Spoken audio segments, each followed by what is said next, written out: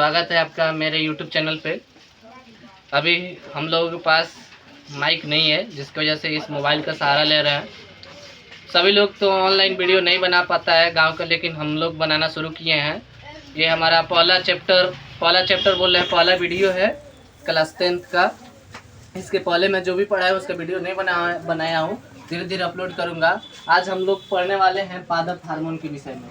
पादप हार्मोन क्या होता है? जैसे कि मान लीजिए कोई भी पेड़ है, छोटा है, बड़ा कैसे हो जाता है, फिर बड़ा होने के बाद उसमें एक फूल निकलने लगता है, फिर फूल से वो फल कैसे हो जाता है, फिर फल के बाद क्या होता है कि पेड़ अपरूपी ही उसमें से जो उसके पत्ते होते हैं वो गिर जाते हैं, फिर अपरूपी ही जो पौधे में जो पत्ते होते हैं वो फिर दोबारा आ जाते हैं। ये किसके कारण होता है?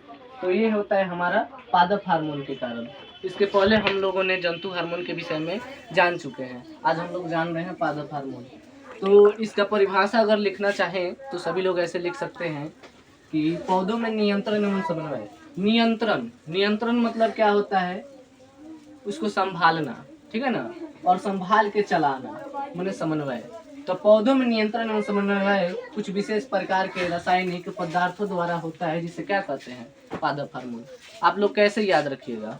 तो याद रखिएगा कि पौधों के नियंत्रण एवं समन्वय बनाए रखने के लिए हम जिन रासायनिक पदार्थों का उपयोग करते हैं, हम तो नहीं करते हैं, पौधे जिन रासायनिक पदार्थों का उपयोग करते हैं उसे हम लोग क्या कहते हैं?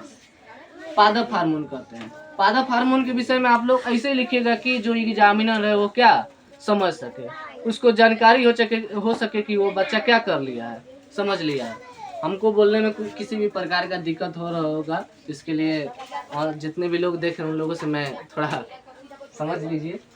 फिर उसके बाद हम लोग जानेंगे कि पौधों की वृद्धि के लिए कितने प्रकार के हार्मोन हैं। 4 प्रकार के हार्मोन विशेष प्रकार से हैं। सबसे पहले आते हैं, हम लोग जानते हैं ऑक्सिन या ऑक्सिन। कितना लोग बोलता है ऑक्सिन या कितना लोग बोलता है ऑक्सिन? तो हम लोग जानेंगे कि ये होता क्या है। सबसे पहले ऑक्सिन, ये कोशिका विभाजन जो होता है पेड़ पौधों में, जिसके द्वारा पेड़ पौधों की लंबाई और मोटाई बढ़ती है, उसको ये उत्तेजित करता है। साथ ही साथ ये लंबाई को बढ़ाएगा। जब कोशिका विभाजन होगा, जब कोशिका बढ़ेगा तो उसका लंबाई बढ़ेगा।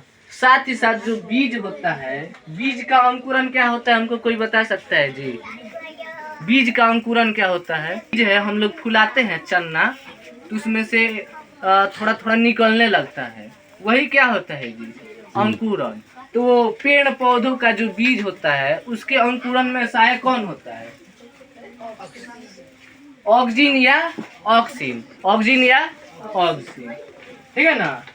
साथ ही साथ बीजहीन, जिसमें बीज नहीं होता है, ऐसे फलों के उत्पादन में सहायक कौन होता है? ऑक्सिन या ऑक्सिन। साथ ही साथ ये हमारा जो जड़ होता है ना पौधों का, साथ ही साथ अंकुरनशील पौधों के जो अग्र भाग होते हैं उसमें पाए जाते हैं कौन? ऑक्सिन। पहला एक सवाल मैं पूछूंगा कि ऑक्सिन कहाँ पाए जाते हैं? तो जड़ में पाए जाएंगे, और नहीं तो अंकुरशील बीज के अग्र भाग में पाए जाते हैं। अब उसके बाद आइए हम लोग जानेंगे जिबरेलिन। कौन सा? जिबरेलिन। सबसे पहले जिबरेलिन क्या होता है? तो यह पत्तियों और फूलों की वृद्धि में सहायक होता है।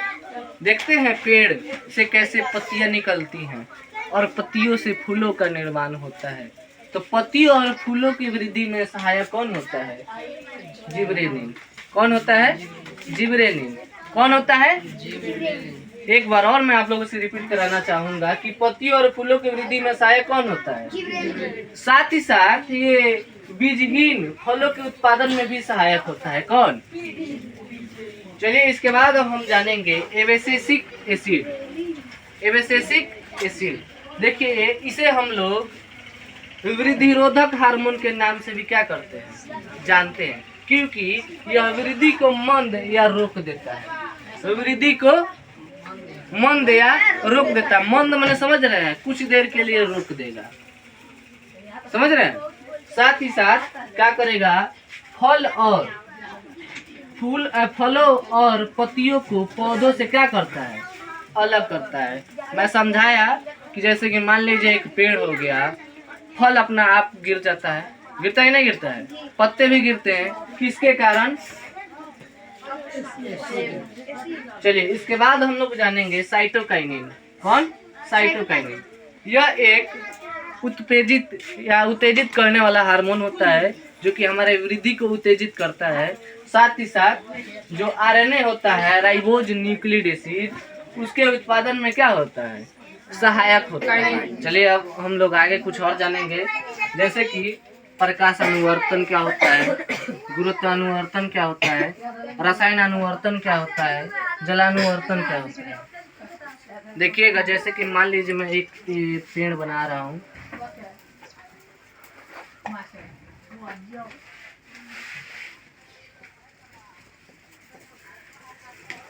जैसे कि ये पेड़ हो गया, यहाँ पे सूर्य हो गया,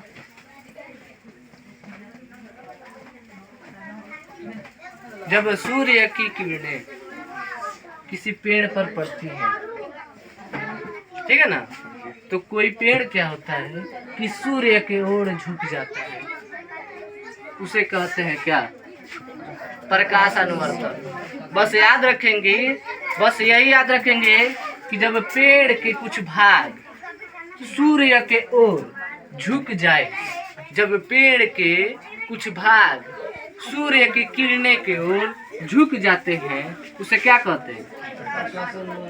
साथ ही साथ अब दूसरा याद रखेंगे, गुरुत्वानुवर्तन।